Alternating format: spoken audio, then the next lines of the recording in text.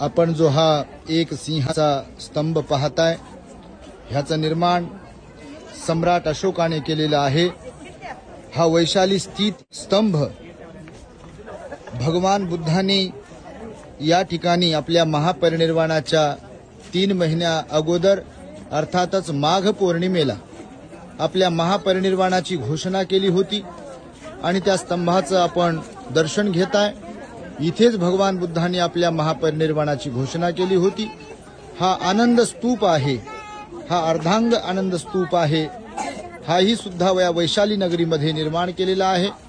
तेव्हा हे ऐतिहासिक स्थळ आहे, हे मोठं पावन पवित्र असं स्थळ आहे। या ठिकाणी भगवान बुद्धांचं वास्तव्य होतं आणि अनेक प्रसंग इथे घडलेले आहेत।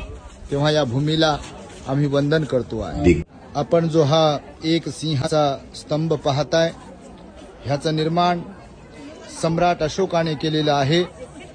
हा वैशाली स्थित स्तंभ भगवान बुद्धांनी या ठिकाणी आपल्या महापरिनिर्वाणाच्या 3 महिन्या अगोदर अर्थातच माघ पौर्णिमेला आपल्या महापरिनिर्वाणाची घोषणा केली होती आणि त्या स्तंभाचं आपण दर्शन घेताय। इथेच भगवान बुद्धांनी आपल्या महापरिनिर्वाणाची घोषणा केली होती। हा आनंद स्तूप आहे, हा अर्धांग आनंद स्तूप आहे। हाही सुद्धा वैशाली नगरीमध्ये निर्माण केलेला आहे। तेव्हा हे ऐतिहासिक स्थळ आहे, हे मोठं पावन पवित्र असं स्थळ आहे। या ठिकाणी भगवान बुद्धांचं वास्तव्य होतं आणि अनेक प्रसंग इथे घडलेले आहेत। तेव्हा या भूमीला आपण जो हा एक सिंहाचा स्तंभ पाहताय, ह्याचं निर्माण सम्राट अशोकाने केलेलं आहे। हा वैशाली स्थित स्तंभ भगवान बुद्धांनी या ठिकाणी आपल्या महापरिनिर्वाणाच्या 3 महिन्या अगोदर अर्थातच माघ पौर्णिमेला आपल्या महापरिनिर्वाणाची घोषणा केली होती आणि त्या स्तंभाचं आपण दर्शन घेताय। इथेच भगवान बुद्धांनी आपल्या महापरिनिर्वाणाची घोषणा केली होती। हा आनंद स्तूप आहे, हा अर्धांग आनंद स्तूप आहे।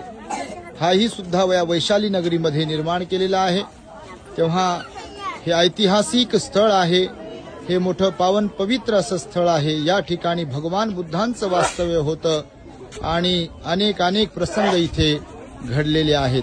तेव्हा या भूमीला आपण जो हा एक सिंहाचा स्तंभ पाहताय, ह्याचं निर्माण सम्राट अशोकाने केलेलं आहे।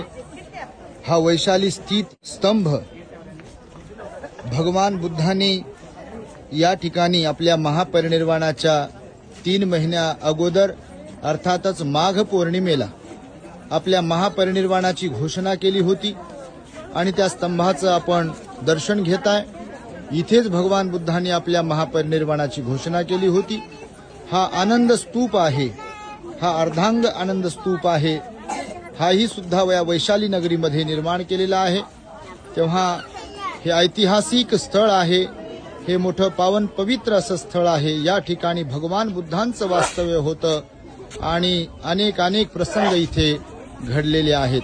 तेव्हा या भूमीला आम्ही वंदन करतो।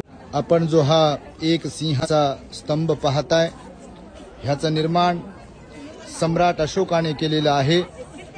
हा वैशाली स्थित स्तंभ भगवान बुद्धांनी या ठिकाणी आपल्या महापरिनिर्वाणाच्या 3 महिन्या अगोदर अर्थातच माघ पौर्णिमेला आपल्या महापरिनिर्वाणाची घोषणा केली होती आणि त्या स्तंभाचं आपण दर्शन घेताय।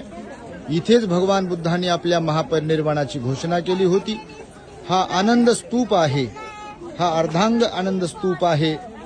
हाही सुद्धा वैशाली नगरीमध्ये निर्माण केलेला आहे।